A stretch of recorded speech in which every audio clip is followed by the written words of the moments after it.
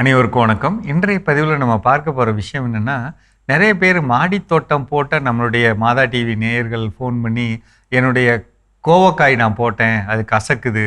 அதே மாதிரி சுரைக்காய், பீர்க்கங்காய், புடலங்காய் இதெல்லாம் போட்டேன், அதெல்லாம் கசக்குது. அது ஏன் கசக்குது அப்படின்னு கேட்குறீங்க. ஒரு முக்கியமான விஷயத்தை தெரிஞ்சுக்கலாங்க. தண்ணீர் அளவுக்கு, அதாவது தண்ணீரே கொடுக்காமல் இருக்கக்கூடாது முதல்ல, சரிங்களா? அது ரொம்ப தவறு. தண்ணீர் கொடுக்காமல் இருக்கிறது. தினசரி கொஞ்சம் கொஞ்சமாக தண்ணி கொடுத்துக்கணும். ஒரு செடியோட உடம்புல ஈரப்பதம் வேணும். அதை நீங்கள் வச்சுக்கணும். ரெண்டாவது என்ன தெரிஞ்சுக்கணும் அப்படின்னா, அளவுக்கு அதிகமான தண்ணி கொடுக்கக்கூடாது. அப்போ அந்த தொட்டியில் இருக்கக்கூடிய, நான் ஏற்கனவே சொல்லியிருக்கேன், தலைச்சத்தும் சாம்பல் சத்தும் கீழே போயிடும் நிறையா தண்ணி கொடுத்தீங்கன்னா. அப்படி போயிடுச்சுன்னா நீங்கள் என்ன செய்வீங்கன்னா, அந்த பயிருக்கு நம்ம ஊட்டச்சத்து கொடுக்குறேங்கிற பேரில் கொடுக்கறதுல பெரும்பாலும் இருக்கிறது தழைச்சத்து.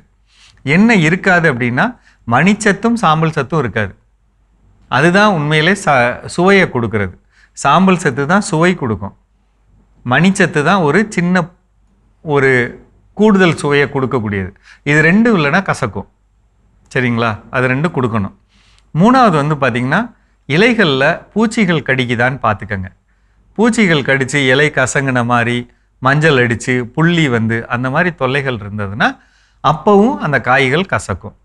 நாலாவது, இந்த மாதிரி தொங்கக்கூடிய வகையிலான பந்தல் காய்கறிகளில் நமக்கு பழைய தாக்கம் வர வாய்ப்பு இருக்குங்க. சின்ன சின்ன பெரிய பூச்சிகள் இல்லைன்னா கூட பச்சை நிறத்தில் குட்டி குட்டியாக கொசு மாதிரி பூச்சி மேலே உட்காந்து நொய் நொய் நொய்னு கடிச்சிட்ருக்கும். அப்படி கடிக்கிறதும் பார்த்திங்கன்னா அந்த பயிரோட இயல்பு வாழ்க்கையை பாதிக்கிறதுனால அப்பவும் கசக்கும், சரிங்களா? இப்போ நான் இதை இப்படி சரி பண்ணணும். பொதுவாக 15 நாளைக்கு ஒரு முறை கடலை புண்ணாக்கு இருக்குது அப்படின்னா, ஒரு கிலோவை 20 லிட்டர் வாளியில் கலந்துக்கலாங்க. ஒரு நாள் வச்சுருக்கலாம், அல்லது காலையில் கலந்து வச்சோம்னா சாயந்தரம்ல வச்சுட்டு எல்லா பயிருக்கு பிரித்து ஊற்றுறதுல உங்களுக்கு சாம்பல் சத்தும் மணிச்சத்தும் ரொம்ப எளிமையாக கிடைக்கும். ஒன்று, எனக்கு கடலை புண்ணாக்கு கிடைக்காதுங்க அப்படின்னு சொன்னால், கடையில் விற்கக்கூடிய நிலக்கடலை இருக்கு இல்லைங்களா, அது ஒரு 50 கிராம் வாங்கி மிக்சியில் அரைச்சி அதை 1 லிட்டர் தண்ணியில் ஊற்றி அதை கொஞ்சம் ஒரு 3 மணி நேரம் 4 மணி நேரம் வச்சுருந்துட்டு அதை கீழே ஊற்றி விடுறது. இது ரெண்டாவது. மூணாவது, நம்ம ஏற்கனவே என்ன சொல்லியிருக்கோம் அப்படின்னா, சாம்பல் வச்சுக்கணும்னு சொல்லியிருக்கோம். இந்த 5 விரலில் அள்ளக்கூடிய அளவுக்கு சாம்பல் எடுத்து கீழ்ப்பகுதியில் போட்டுக்கணும். இது அடுத்தது. நம்ம இதை போடுறப்பே சாணம் இருந்தாலும் சாணமும் சாம்பலும் சேர்ந்து கீழே போட்டுக்கிறது நல்லது. போட்டு கொஞ்சம் தண்ணி தெளிச்சுக்கிட்டோம்னா அது பார்க்க ஈரமாக இருக்கும். அப்படியே கொஞ்சம் கொஞ்சம் இறங்கும். உங்களுக்கு அது பயிரோட விளைச்சலில் அது கவனம் தெரியும்.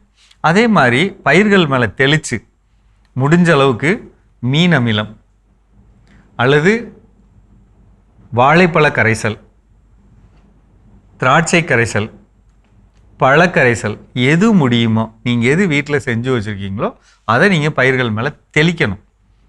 முடிஞ்ச அளவுக்கு வாரத்தில் ஒரு 3 தடவை தெளித்தா நல்லது. இப்போ நான் சொல்லக்கூடிய கரைசல்கள் உங்களுக்கு புதுசாக இருக்குதா?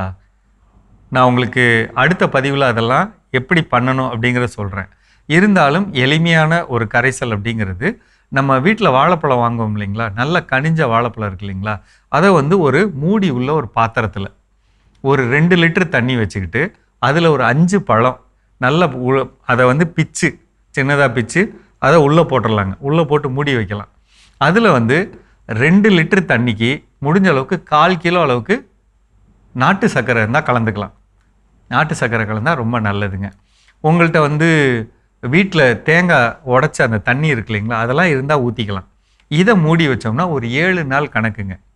7 நாளில் பார்த்தா மேலே நுரைச்சி நிற்கும், கீழே ஒரு மஞ்சள் நிற திரவம் இருக்கும். அதை கலக்கி விட்டுக்கலாம், அல்லது அதை மேலே இருக்கிறத ஒதுக்கி விட்டுட்டு உள்ளக்க தண்ணியை மட்டும் எடுத்துக்கலாங்க. இப்போ இந்த தண்ணீரை 1 லிட்டர் தண்ணீருக்கு குறைஞ்சபட்சம் ஒரு 100 மில்லி கலந்து எல்லா பயிர்கள்லையும் தெளிக்கலாம். இந்த மாதிரி தெளிக்கிறது உங்களுக்கு மிகச்சிறந்த பலன் தரும் வாழைப்பழ கரைசல், சரிங்களா? அதே மாதிரி நம்ம ஏற்கனவே சொல்லியிருக்கோம்,